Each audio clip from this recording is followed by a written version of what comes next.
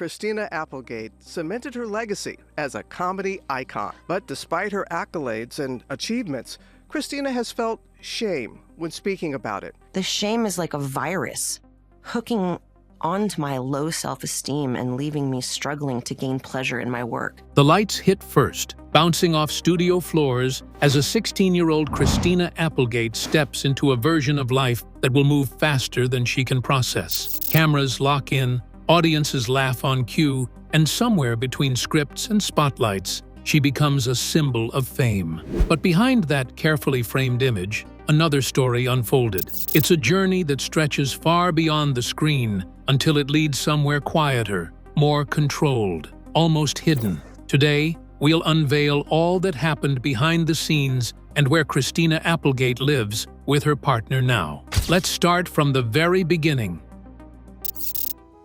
Rise to fame and early career pressures. The lights come first. They always do. Harsh, white, unforgiving, bouncing off lacquered studio floors in Married with Children, a show that would run for 11 seasons from 1987 to 1997, and turn a teenager into a cultural symbol almost overnight. You see, when Christina Applegate stepped into that world, she was only 16 years old. And the problem with this kind of spotlight is that one season, you're a teenage actress. The next, you become an icon of beauty. This is exactly what happened in the case of Christina Applegate. Kelly Bundy wasn't just a character. She was a constructed image. Crop tops, tight skirts, exaggerated mannerisms, the dumb blonde trope turned into primetime entertainment. And audiences responded exactly how networks hoped they would. Ratings climbed, attention grew, and Applegate's face became instantly recognizable across America. But behind that recognition, something quieter and far more dangerous was taking shape. While viewers laughed, Applegate watched herself, closely, critically, relentlessly, and it triggered a personal crisis. Applegate has since revealed that her body image struggles began as a teenager, intensifying during those early filming years. The character demanded a certain look, and she internalized it with alarming precision. "I wanted my bones to be sticking out," she later admitted. That's not a healthy thing for a young woman to think. It's not healthy for anyone. But the worst part about mental battles like these is that they are invisible. She began depriving herself of proper meals for years, sometimes reducing her intake to extreme limits. She famously recalls periods where she ate as little as 5 almonds a day. And if she went beyond that, guilt, panic, punishment. The frightening part is not just the behavior, it's how normalized it became. Because in the late 1980s and early 90s, Hollywood, thin wasn't just preferred, it was expected. The era of ultra-thin aesthetics and rigid beauty standards created an environment where extreme thinness was often praised, even when it edged into visible health concerns.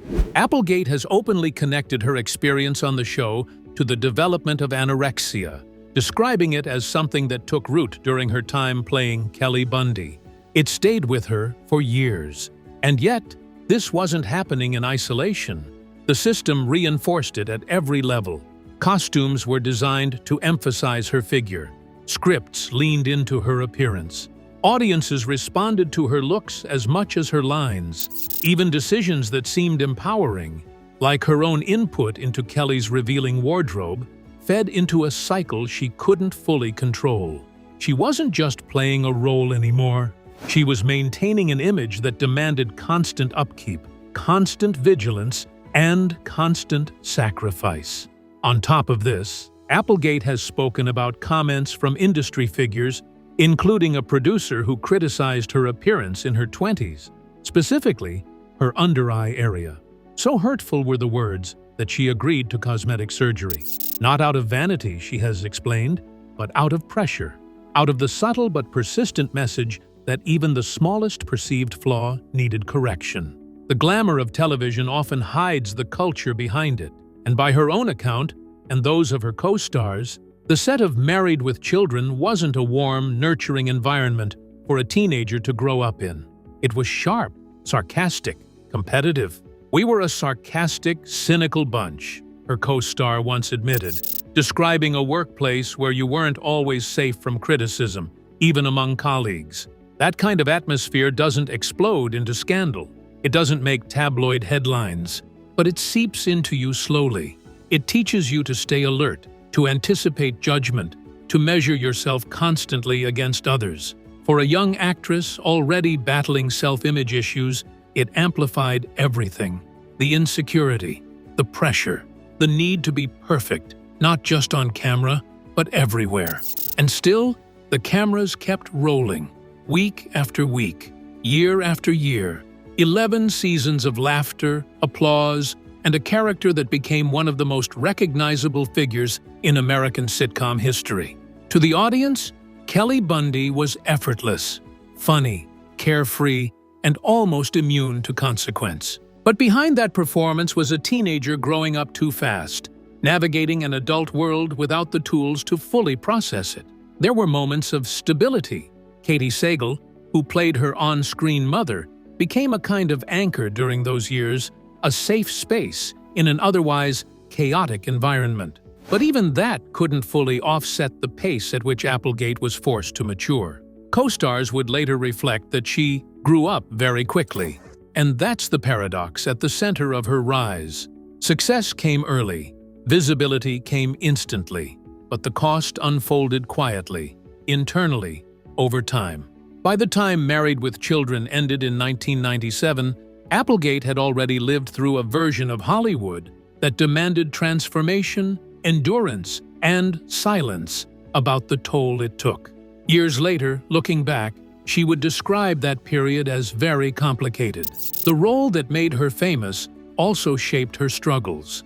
The attention that built her career also distorted her self-image. The environment that launched her into stardom also exposed her to many pressures, and the troubles soon caught up with her romantic life as well. Romantic history and lessons learned. By 1989, Married with Children had been on air for 2 years, pulling in millions of viewers on the then-young Fox Broadcasting Company network, and turning a teenage Christina Applegate into a recognizable face across the United States before she was even old enough to legally drink. She was 17, still technically a minor in many ways, but living inside an adult world of red carpets, late-night tapings, and constant scrutiny. Every appearance mattered, every outfit, every companion, every movement. It was all being watched, recorded, and quietly judged. Somewhere in that whirlwind, she crossed paths with a young actor who was still years away from superstardom, Brad Pitt. Yes, that Brad Pitt. At the time, Pitt was in his early 20s, working his way through small television roles and minor film appearances, not yet the global name he would become after Thelma and Louise in 1991. Their connection was brief, informal, the kind of Hollywood pairing that happens quickly when two rising figures occupy the same social orbit. There were no grand declarations, no long-term plans. Then came the 6th of September, 1989. The Universal Amphitheater in Los Angeles was hosting the 1989 MTV Video Music Awards. It was one of the most watched music events of the year, pulling in millions of viewers and packing the venue with a mix of musicians, actors, and industry insiders. Madonna performed like a prayer. Paula Abdul took the stage. Heavy metal, pop, and hip-hop all collided under one roof. Applegate arrived as a guest, part of that expanding celebrity ecosystem, and Brad Pitt was her date. On paper, it made sense. Two young, attractive, rising figures stepping into one of the biggest entertainment events of the year together. But what happened next didn't follow the script. During the night, she left him. She just got up and walked away from the date entirely. Applegate didn't disappear into the crowd alone.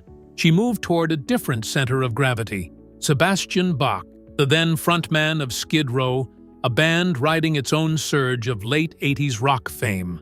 Bach wasn't subtle. He was loud, theatrical, and magnetic in a completely different way than Pitt. The decision itself took seconds, but the story it created lasted decades. Pitt was left behind, without explanation, in the moment. while Applegate moved into an entirely different orbit for the rest of the night. It was the kind of decision that only makes sense when you're young, surrounded by noise, and drawn to whatever feels most intense in that exact moment. For years, the incident lived quietly in Hollywood memory. Then, much later, Applegate addressed it herself in interviews, bringing clarity to what had become almost mythological. She acknowledged it. Yes, she had left Brad Pitt at the VM as, yes, it was for another guy, and no, it wasn't something she overthought at the time. That honesty reframed everything, because what could have been dismissed as careless or dramatic instead became something more revealing, a snapshot of who she was at that stage of her life. Not reckless for the sake of it, but responsive, drawn to energy, to presence, to whatever felt bigger in the moment. But you see, this wasn't happening in isolation. The late 1980s entertainment scene, especially in Los Angeles, was a collision of industries. Television actors, rock musicians, and film newcomers moved through the same parties, the same events, the same late-night spaces. Boundaries blurred, relationships formed quickly, often without the structure or time needed to sustain them. For someone like Applegate, who had entered that world as a teenager, the line between personal life and public spectacle was already thin. Years later, when she looked back on that night, the tone had shifted. But back in the day, she was trapped in that pattern. Through the early 1990s, Applegate's life intersected with musicians and actors moving through the same high-speed Hollywood ecosystem. Among them was Nuno Bettencourt, guitarist of Extreme, whose own career thrived in the era of arena rock and MTV dominance. These weren't quiet, grounded relationships.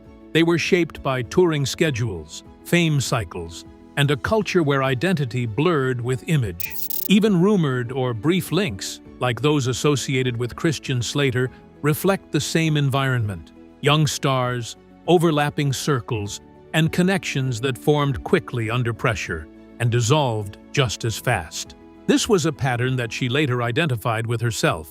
Applegate has openly reflected that during these years, she was drawn to people she believed she could fix. Not partners who were stable, but partners who needed something.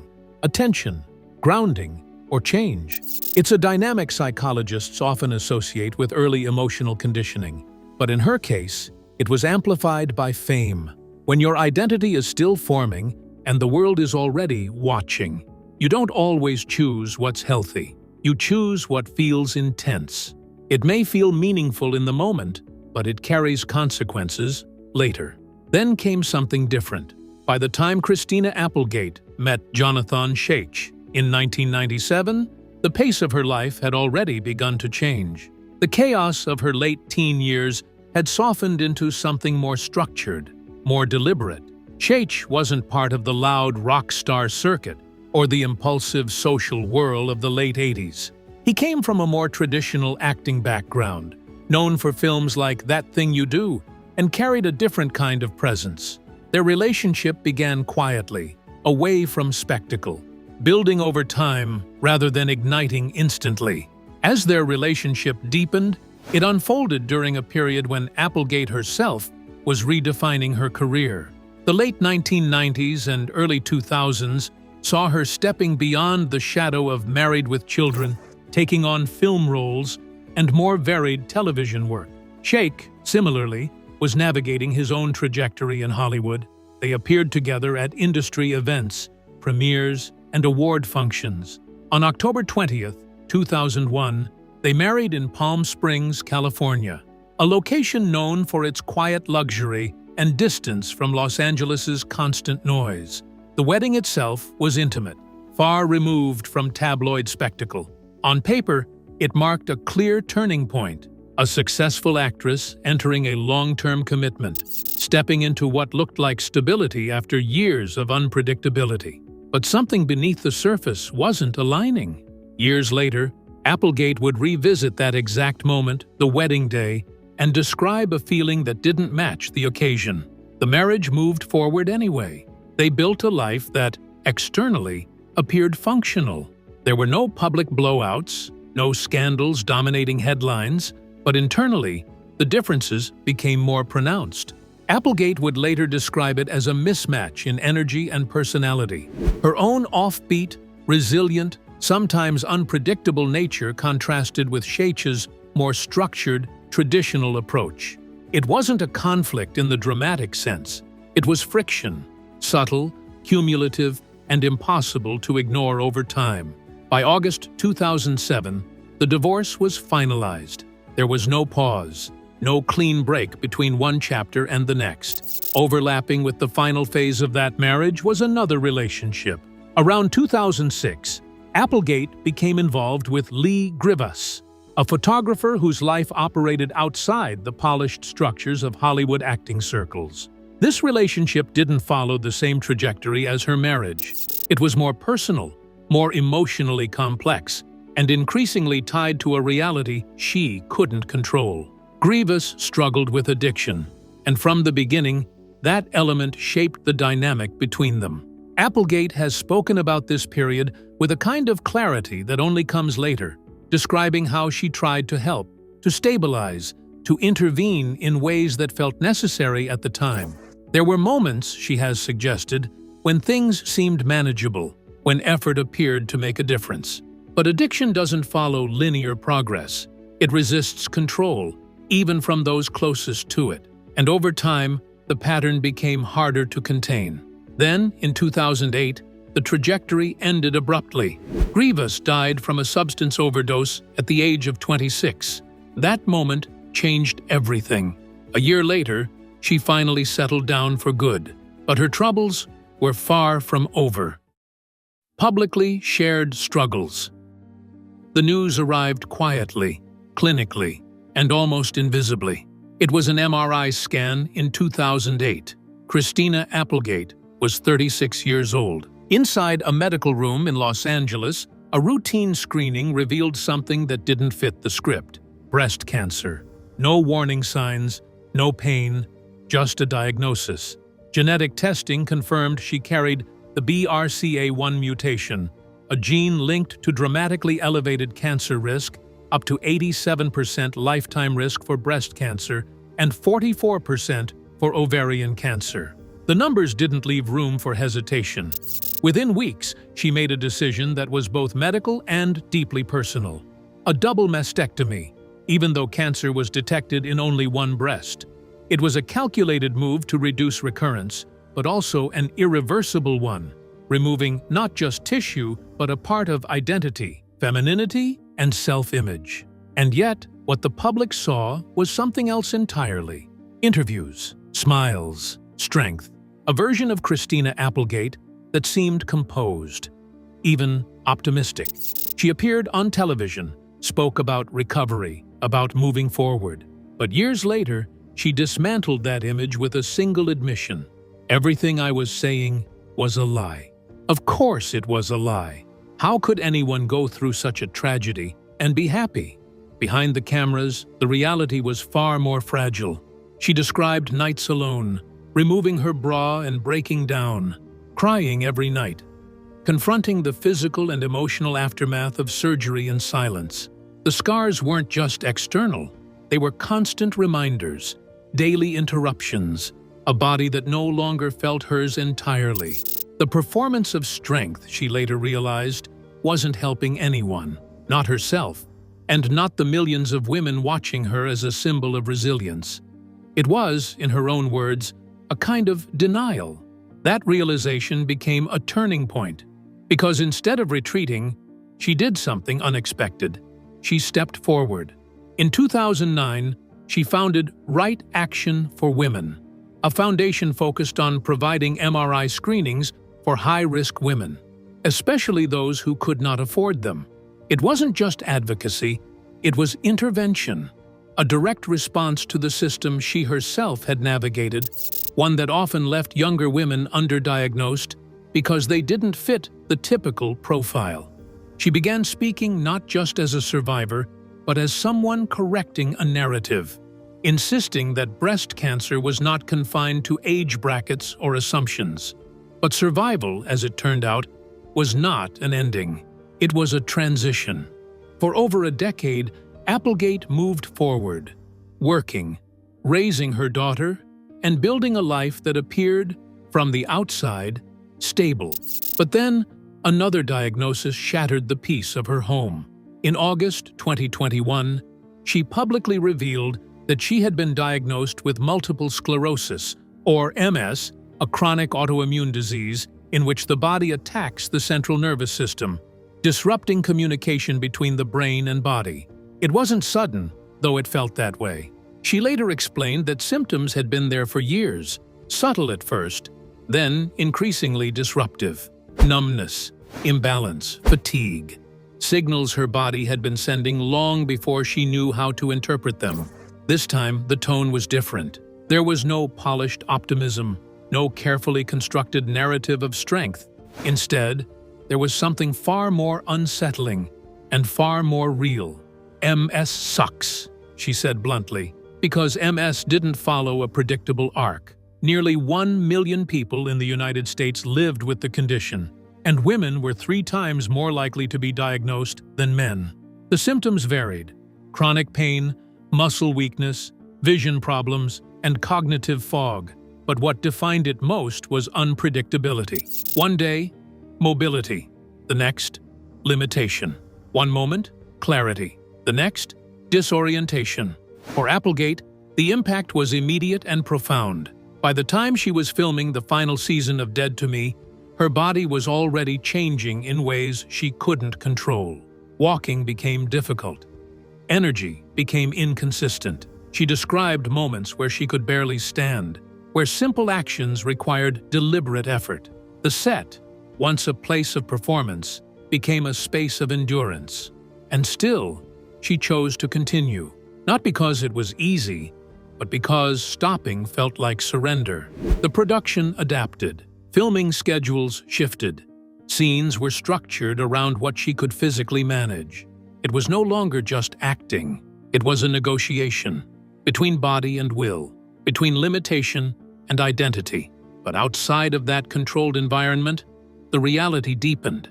She spoke about isolation, about withdrawing, not out of choice, but necessity, about grieving, not a person, but a version of herself that no longer existed. She described the experience in stark terms: living in hell, not for shock value, but because there wasn't a softer way to say it. And this was where the story shifted again, not in what she was facing, but in how she was choosing to face it. Because, unlike in 2008, she refused to perform strength this time. She refused to package her experience into something inspirational if it didn't feel that way. Instead, she leaned into what she called radical honesty, the idea that telling the truth, even when it's uncomfortable, was more valuable than presenting a version of resilience that others felt pressured to match. In a culture that often demanded positivity from public figures, especially women facing illness, Applegate did the opposite. She talked about pain, about exhaustion, about the fear that didn't go away. She acknowledged that there were days when she could not function the way she used to, and that accepting that reality was part of the process, not a failure of it. There was courage in survival, yes, but there was a different kind of courage in exposure, and in allowing millions of people to see the struggle itself. But even in the darkest hour, home is always a source of comfort. This is where Christina Applegate lives with her partner. The road curves before you see it. That's how it begins, with a slow, deliberate climb into one of Los Angeles's most quietly guarded enclaves. The city is still there, technically, traffic, studios, and the constant churn of Hollywood. But up here, it fades. The noise softens. The air shifts. And within these winding canyon roads is where Christina Applegate has chosen to build a life with her husband, Martin Lenoble. The couple began dating back in 2009. Their meeting wasn't a chance encounter between strangers. They had known each other for years within overlapping Los Angeles circles, moving through the same industry-adjacent spaces where actors, musicians, and creatives crossed paths without always colliding. Lenoble, best known as the bassist for Porno for Pyros, had lived a life that mirrored parts of hers: touring, exposure, and the highs and instability of entertainment culture. But by the late 2000s, both of them were no longer in that same phase. Just a year earlier, in 2008, Applegate had undergone a double mastectomy following her breast cancer diagnosis. That same year, she had also experienced the loss of Lee Grievous. Emotionally, physically, and structurally, her life had been reset. So when Lenoble entered the picture as a partner, he wasn't stepping into chaos. He was stepping into the aftermath. There were no sudden public declarations, no whirlwind headlines. Instead, the relationship was built in a way that almost contrasted everything that came before it.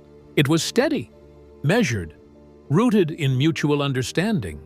That prior familiarity removed the need for performance. There was no need to impress, to exaggerate, to accelerate. The foundation was already there. They just chose to stand on it differently this time. And then, quietly but decisively, things moved forward. By Valentine's Day 2010, less than a year into dating, they were engaged. Less than a year later, on January 27, 2011, their daughter, Sadie Grace Lenoble, was born. Engagement, then parenthood, then marriage. It didn't follow the traditional order, but it reflected something more organic, a life forming in real time, shaped by decisions that prioritized connection over convention. Parenthood, in particular, became a defining layer of the relationship. It shifted the focus outward, away from past patterns of intensity or emotional rescue, and towards something grounded, structured, and forward-facing.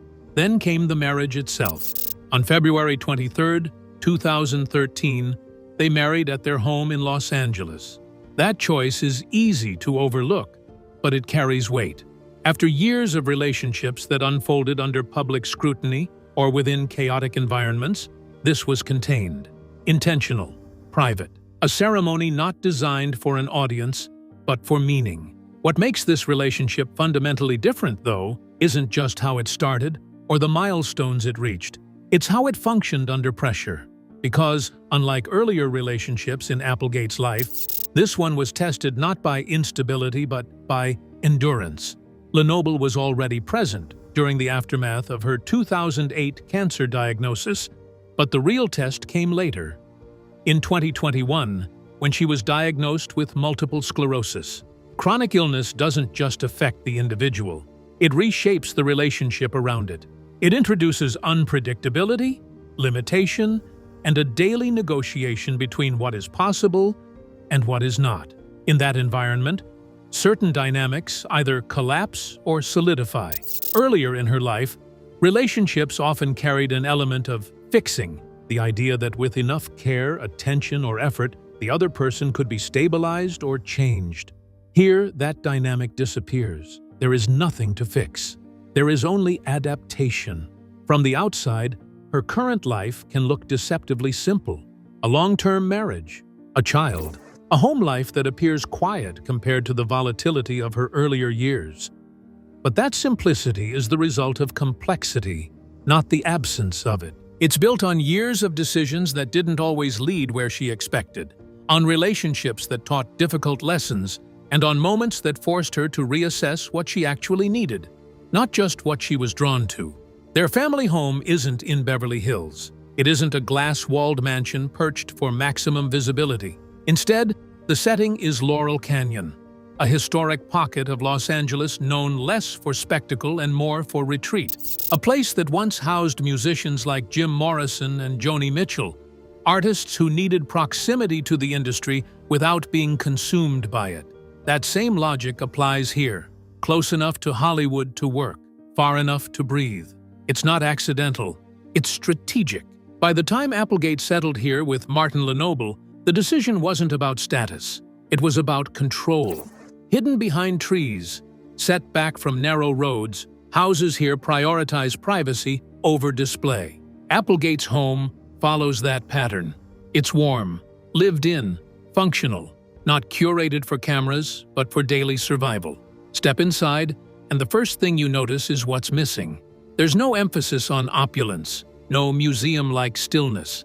Instead, the space is described in terms of use, a house where rooms have purpose, where comfort outweighs aesthetic perfection, where the layout supports a life that has become, by necessity, more contained. Because in recent years, one room in particular has taken on disproportionate importance: the bedroom.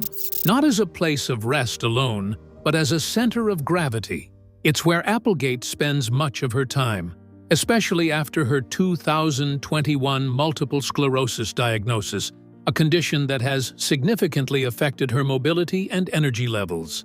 The bedroom becomes a workspace, interview set, writing desk, and recovery zone.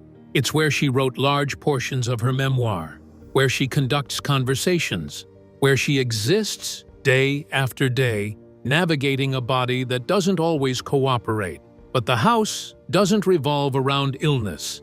Morning routines are anchored by one non-negotiable act: getting her daughter to school.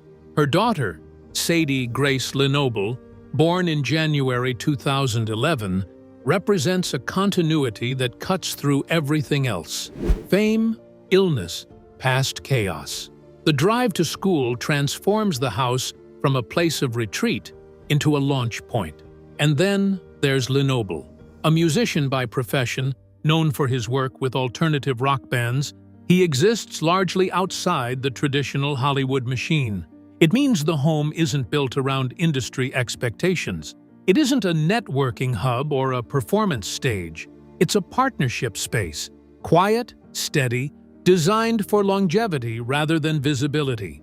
Over time, small details about their lifestyle choices have surfaced, and they align almost perfectly with the environment. A preference for staying in rather than going out. Even before her MS diagnosis, Applegate had spoken about choosing evenings at home over social events, turning down opportunities that would increase visibility, including offers to join reality television franchises. The house, in that sense, isn't just where she lives. It's how she lives. There are other clues, too. Her long-standing interest in animal welfare, her decision to adopt a mostly vegetarian lifestyle at a young age, and her focus on raising her daughter away from the pressures she herself experienced. These aren't abstract values. They require a setting that supports them. Space for pets. Distance from constant media intrusion. A neighborhood where privacy is expected. Laurel Canyon provides exactly that. Well, that's it for now. Thanks for watching. Did you like this video? If you did, please consider liking, dropping a comment, and hitting the subscribe button so that you don't miss out on our new uploads. Also, don't miss this video you see on your screen right now. It's truly unbelievable.